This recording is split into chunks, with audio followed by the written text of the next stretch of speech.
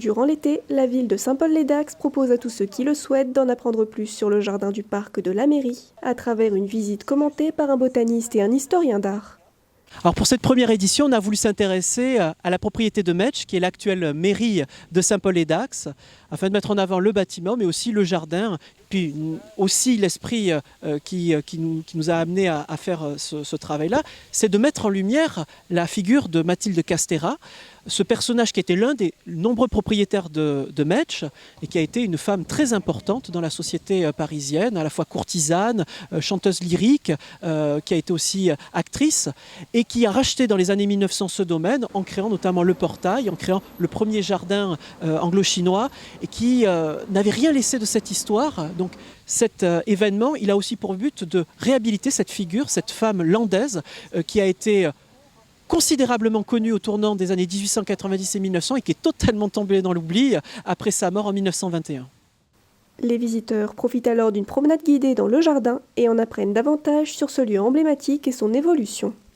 Il a été créé dans une idée d'un jardin, d'une maîtrise d'un jardin à la française, d'une maîtrise de l'homme sur la nature. Et puis aujourd'hui, les choses sont en train de changer un peu. Aujourd'hui, quand on est jardinier, on n'est plus dans la maîtrise totale sur la nature, on est dans l'accompagnement, on est dans, on va dire, un partenariat entre la nature et nous.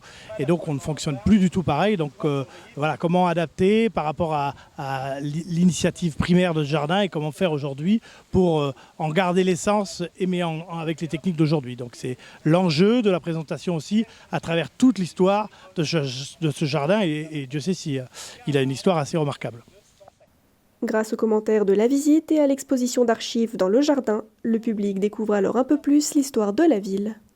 L'initiative, elle est de voir autrement les lieux du quotidien, de donner des clés de lecture pour décortiquer, appréhender par des détails et donner de la valeur. On donne un discours, mais de nos deux discours, on arrive aussi à créer une autre histoire. Moi, j'apprends énormément de choses à travers la botanique et la manière dont aujourd'hui le jardin est aménagé.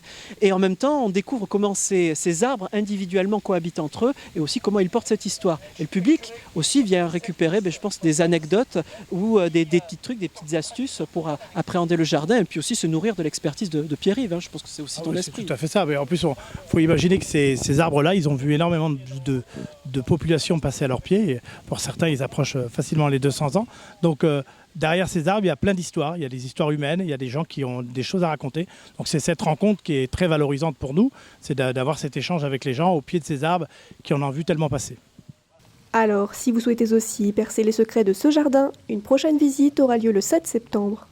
De nombreuses personnes sont intéressées par cette histoire, donc c'est très valorisant pour le travail qu'on a mis en place et puis voilà, et puis pour le service Espace Vert parce que c'est à travers son travail, c'est l'histoire des jardins et l'histoire de ce jardin et l'histoire de ce service qui est mis en avant, donc c'est très valorisant.